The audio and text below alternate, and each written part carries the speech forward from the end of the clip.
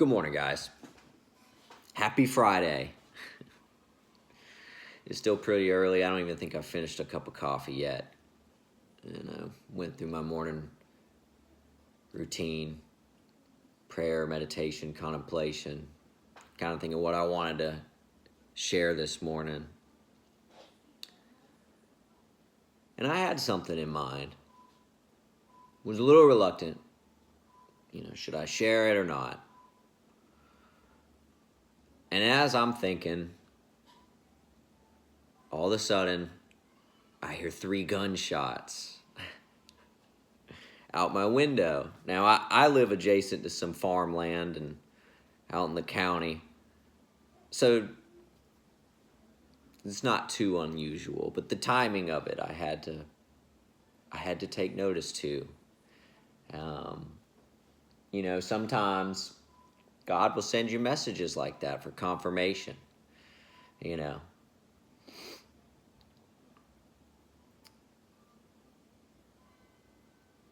Things are changing, guys.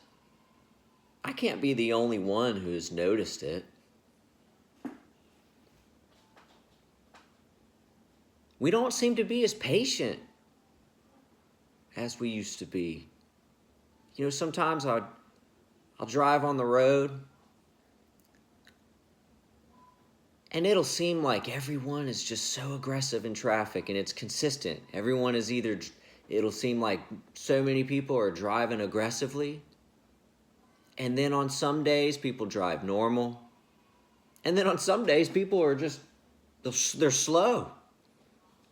And then maybe I'm the one being impatient. Maybe maybe that's part of the lesson there, to notice that within yourself. My point being is that it almost seems like there's a wavelength or a signal.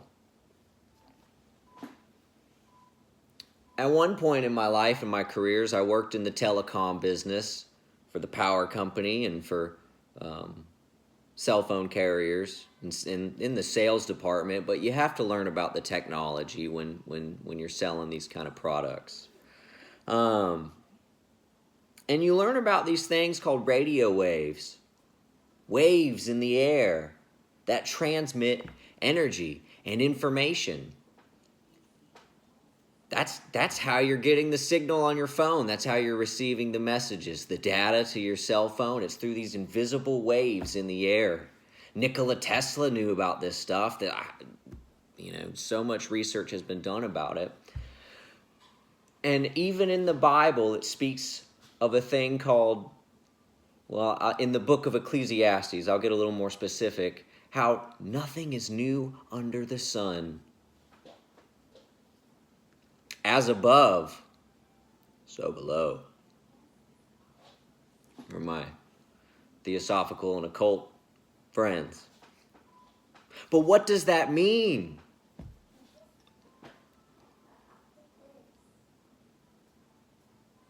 For we wrestle not just against flesh and blood, but principalities and spirits of the air, things of the unseen world that the eye doesn't perceive. The Apostle Paul wrote something kind of like that. There's a spirit realm that sits above us. We have multiple bodies. The Bible says that we are made in the image of God. But what does that mean? Do I look like God? Do you look like God? Yeah. In some ways. We have a body, a spirit, and a soul.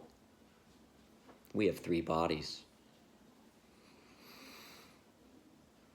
And I could go into more detail, and maybe I will in another lesson. That wasn't exactly where I was trying to go at, but what I was trying to tie in with the message here, going in on how, as above, so below.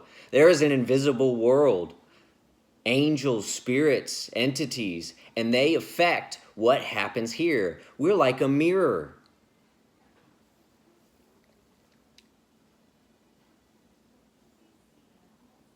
And so with that, I'll go in and use some literature. Today we're going to look at a little bit into the Sanctus Germanus prophecies by Mao. You know, some people probably wonder, why you go into these books? You don't need to be religious and stuff like that. Well, the point of me showing these books is to really show that you don't have to join some club or some lodge or some church to learn this stuff. I don't go to a church. I used to. I don't anymore. I read the Bible. I read stuff like this, you know? Because the thing is when you join places like that, they really don't even teach you this kind of stuff. They just use it as a way to, oh, well, we'll give you some enlightenment. We'll teach you how to use your psychic ability. And they breadcrumb you. Because they want more. When you first join, it's nice, right? It's like the honeymoon phase. But then the dues start kicking in. And they want you to go to this event and that event. And then they want your kids to start coming to stuff. And they want to spend more and more time with you and your kids. The price gets more costly. And then what do they really even give you? There's always a promise of more. And you have to go to this guru or that master or that teacher, this pastor, to get more.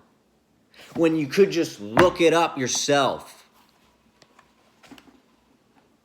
But if you only knew where to look. So that's why I'm showing these books. That's why I say, there's this book. This is the title and that's the author.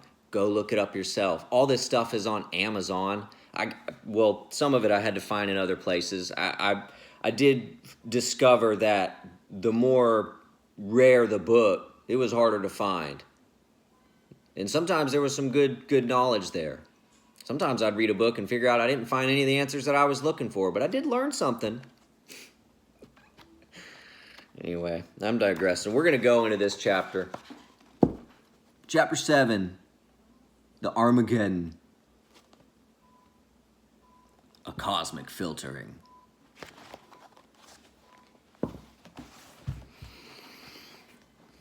Many who hear the word Armageddon conjure up pictures of the whole world blowing up in some kind of world conflict and becoming scattered pieces in an asteroid belt.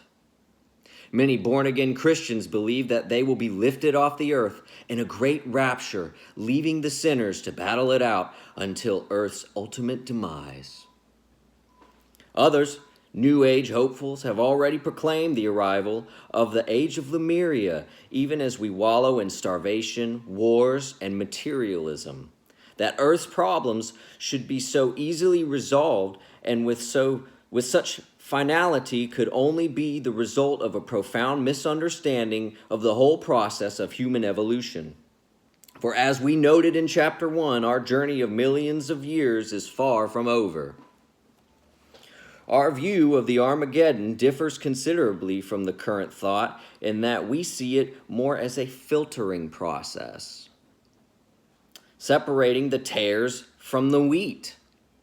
Where have we heard that before? The light from darkness. In every pore, level, and sector of human society, for the true objective of Armageddon is a general comprehensive house cleaning, designed to rid the earth plane of all negative influences, those of the dark forces, so that the conditions necessary for the flowering of a new golden age, the age of Lemuria, can prevail. I'm going to go a little bit further. The filtering process. In this filtering process, everyone will be given a chance to play out his or her true self, and those who are not suited to remain on the earth plane by their chosen actions or beliefs will be shifted to other planets that are more in line with their thinking. The filtering process will touch every being on earth, without exception. For astrological poles and influences, as well as the acceleration in the Earth's evolution, will bring out everyone's true colors. And how will you know how to distinguish one from another, or to discriminate one from another, for my theosophical friends? By their fruits ye shall know them, said the great and holy Master Jesus. Things are changing indeed. If you've been keeping up with any of the things that I've been sharing lately, I keep going on about a golden age. You might have even heard some famous people mention a golden age. Could it be that we're coming on to something new? Or, well, really, something repeating. As, after all, there is nothing new under the sun. The law of the circle, the universal law of the circle, infinitely being fulfilled. But what does it mean, though, the filtering process? Well, not everyone's going to get to come. You know, I made some coffee today, and I had to use some coffee grounds, and I had to use a filter to make my coffee. I poured water into the machine, and it perked hot water onto the coffee grounds and dripping it into my pot. But I used the filter to keep out the grounds that I don't want to drink because they're bitter. I like my coffee black, so I don't mind it a little bitter.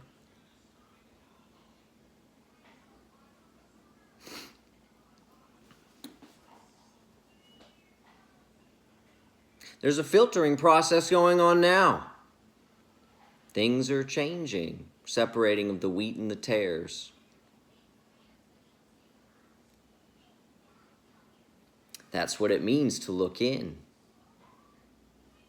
We look in, and we see the things about us that we don't like, and we have to separate them.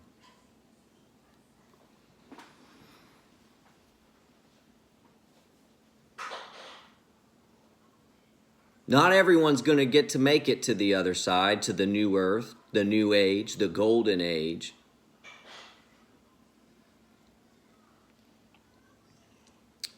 And if you want to make it onto the other side, you're going to need to elevate your consciousness. You're going to need to raise your way of thinking. Master your mind. And you don't need the church or the lodge to do it.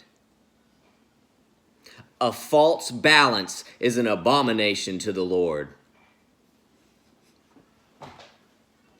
You don't need a compass or a square to build the temple that is already inside of you.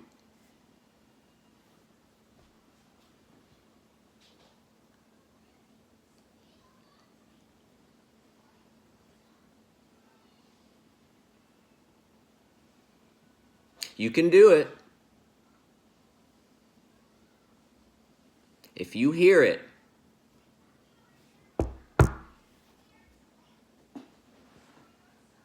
the knock at the door,